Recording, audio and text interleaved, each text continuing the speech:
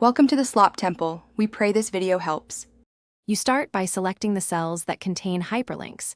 This makes the change targeted and fast.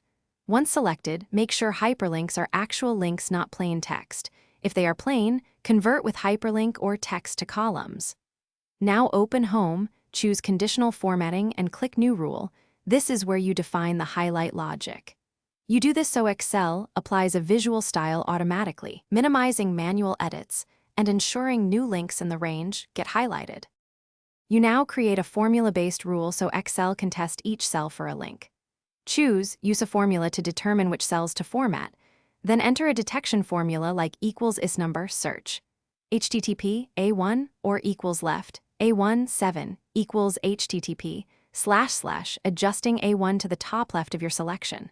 Once done, click Format and pick a fill color and font style that contrast for visibility. Make sure to set applies to the full range so every cell is evaluated and highlighted automatically.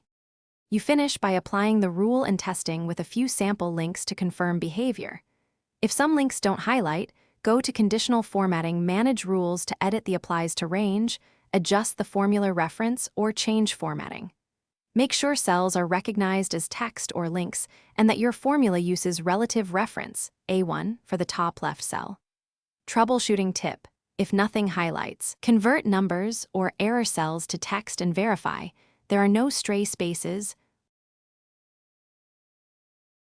Thanks for watching. Consider subscribing if we helped you.